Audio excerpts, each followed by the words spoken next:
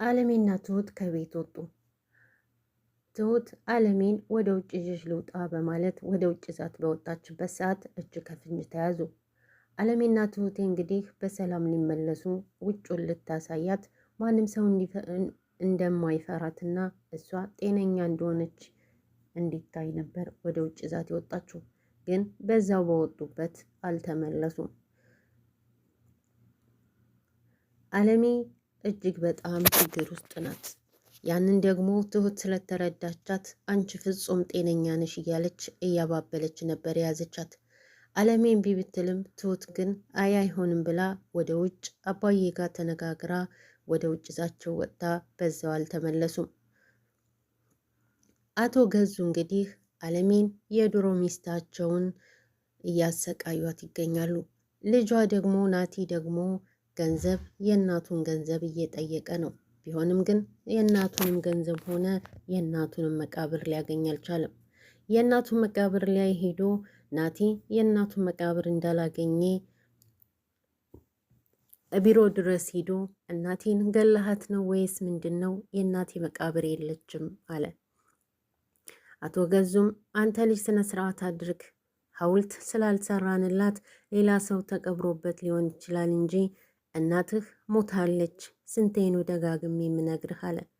ናቲ ይሄ ነገር ሊሆን አይችልም፣ ምንም ማሳማኝ ነገር የለም አለ። ቤቲንም አናግሯት ነበረ። እኔ ምንም የማውቀው ነገር የለኝም አለችው። አንተ ልጅ ምንድን ነው ችግርህ? ከእኔ ችግር አለብህ ሆይ አለችው። ቤቲ በጣም ትወደዋለች፣ ልትቀርበውም ትፈልጋለች። ናቲ ግን እጅግ በጣም ያንቋሽሻታል። በዚህ ምክንያት ትሁት እንግዲህ ቅረቢው አለቻት። ምክንያቱም ለእሷ ሰላም እንድትሰጣት ስለፈለገች ነው። ናቲን ቅረቢው አለቻት። ቀርበሽ ተረጂው፣ ይህንን ነገር ደግሞ እገዢው አለቻት። ቤቲም ለመቅረብ ትፈልጋለች። እሱ ግን እጅግ በጣም ይጠላታል። አንቺ ማለት የእናቴን ሐዘን ጥቁር ልብስ ሳይነሳ የመጣሽ ገንዘብ ወዳጅ እንጂ አንቺ ፍቅር አታቂም እያለ ያመናጭቃታል። ይህንን ነገር ለገዙ ብትነግረውም ግን ገዙ ደግሞ እና ወደየት ልሂድ አለ። ልጁ መቃብሩ ውስጥ እናቱን ሲያጣት የሚወስደው እርምጃ አይታወቅምና ትንሽ ተሰወር ብለው ነበረ። እሱ ግን ሊሰወርም ፈቃደኛ አልነበረም። አቶ ገዙ እንግዲህ ለልጃቸው እጅግ በጣም ክፉ ናቸው። ንብረቱን ሁሉ በሚስታቸው አዙረዋል።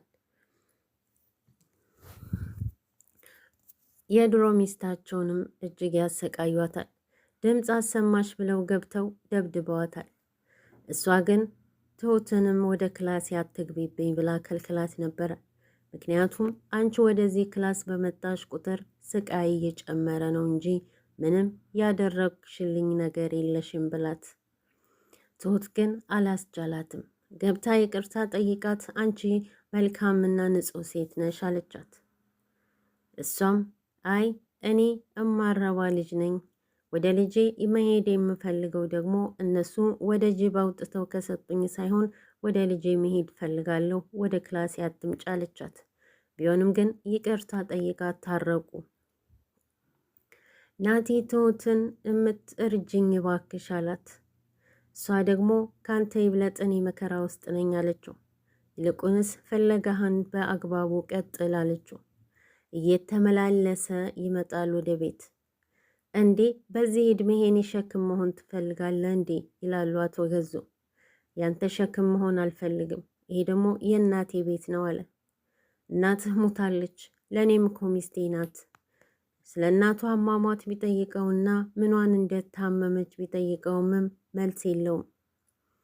በስተመጨረሻ እንግዲህ ከአባዬ ጋር ተደዋውላ እርጃቸው፣ ይህንን ነገር መርዳት አለብሽ አላቸው።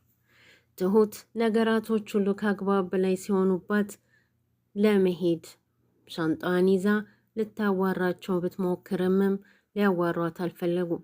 ምክንያቱም ችግር ውስጥ ነን ያንቺ ይደርሳል ነበር ያሏት። እሺ ብላ ከዛ ከአባዬ ጋር ከተገናኘች በኋላ ሀሳቧን ቀየረች። ትሁትን ጠርተው ለምን ነበር ይሄዳለሁ ያልሽው ብለው ጠይቋት አቶ ገዙ። እህቴና የእህቴ ባል ተጣልተው ነበረ፣ በሰዓቱ መጥቷት ስለነበር ተናድጄ ነው። አሁን ግን የአገር ሽማግሌ ገብተው ስለታረቁ መሄዱን ትቸዋለሁ አለች።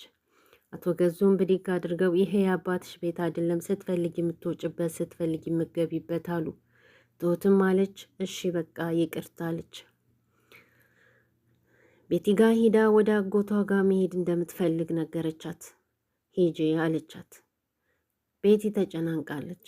ቤቲን አለቻት የማግዝሽ ነገር አለ ወይ የምረዳሽ ስትላት እንኳን አንቺኛም አልቻል ነው አለቻት። የእናቱን መቃብር ስላጣ እጅግ በጣም ተናዷል። እኔንም መቆሚያ መቀመጫ ሳጥቶኛል ስትላት እናት ስለሆነች ነው እባክሽ ተረጂው እገዢው፣ አንቺና እሱ ብትጣመሩ ጥሩ ጥንዶች የሚወጣችሁ ትመስላላችሁ አለቻት።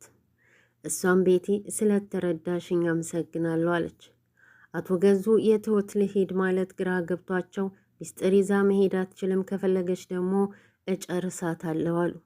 አይ እንዲህ ሊሆን አይችልም አለች። የገባንበትንም በወጣን አለች። ካልሆነ እንግዳውስ እሷ እብዷ ጋ ነው የምቀላቅላት አሉ አቶ ገዙ። ቤቲም ተረጋጋ፣ የገባንበትን ነገር እንጨርሰው አሉ። አቶ ገዙ ናቲን ለመግደል ይፈልጋሉ። ቤቲ ግን እስኪ መጀመሪያ የገባንበትን እንውጣለች።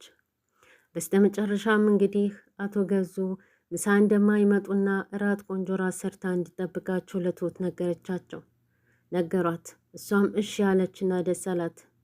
ባልና ሚስቶቹ ባል መጀመሪያ ወጣና ሚስት ደግሞ ጋሼም እኮ ምሳ እንደማይመጣ እራት እንዲሰራ ጠይቆኛል አለች። እሺ በቃ አንቺም ወደ አጎትሽ መሄድ ትችያለሽ አለቻት። ትሁትም እሺ ብላ እንግዲህ ወጣች። ከወጣች በኋላ ለአባዬ ደወለችና ሰዎቹ እንደወጡና ለምሳ እንደማይመጡ ነገረችው። እሱም አለ እጅግ ጥንቃቄ እንደሚያስፈልጋት ነገራት። እሷም እሺ አለች።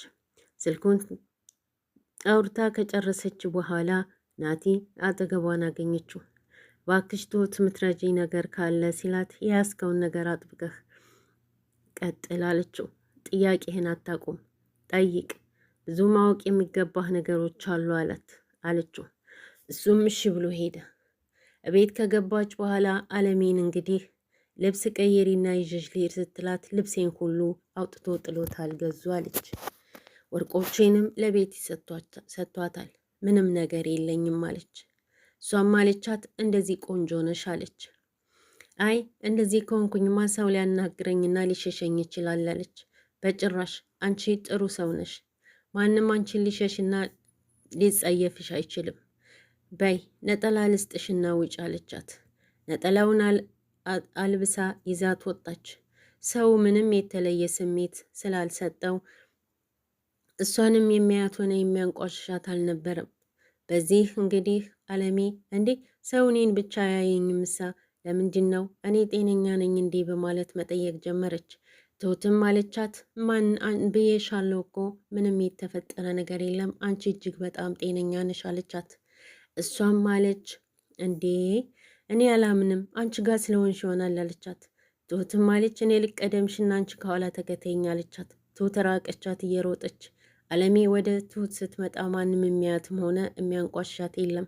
እጅግ በጣም ደስ አላት። አባባ ደግሞ አገኟቸው። ትሁት አለች እንዴ አባዬ ምን ጥሎህ ነው? አጎቴ ነው የተዋወቂው አለቻት። አለሜ ይባላለሁ አለች። አለሜ አሰሬሽ ናት እንዴ ብለው ትሁትን ጠይቋት። አለሜ እጅግ በጣም ጥሩ ሴት ናት፣ አሰሬ ናት፣ አባዬ ተዋወቃት አለች። ተዋወቁ። ስላወቅኩሽ ደስ ብሎኛል፣ ወቃ በቤት መጥቼ በሰፊው ተዋወቅሻለሁ አላት።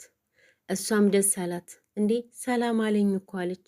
ምን ይሆንሽ ነው አለሜ? አንቺ እኮ ጥሩ ሴት ነሽ፣ ደግሞ ማንም አላበድሽም፣ ሊያሳብዱሽ የፈለጉት እነሱ ናቸው አለቻት። እሷም ደስ አላት። አባዬ ጋር ተዋወቀች። በሉ እንግዲህ መልካም ብለው አባዬ ጥሏት ሄደ። አለሜም ደስ አላት። በስተ መጨረሻ እንግዲህ ደስተኛ ሆና አለሜና ትሁት ወክ እያደረጉ ነበረ። አልታሰበ ነገር ገጠማቸው። አለሜና ትሁት ቤት ሰው የለም ብለው ወጥተው ወክ እያደረጉ ነው። ካፌም ውስጥ ቁጭ ብለው ሻይ እየጠጡ ነው። አለሜ ካፌ ውስጥ ሻይ ታዞላት እየጠጣች እያለ ማንም በአግርሞት የሚያያት አልነበረም። ምክንያቱም ከሰው የተለየች አይደለችም፣ እብድም አይደለችም፣ ጤነኛ ናት።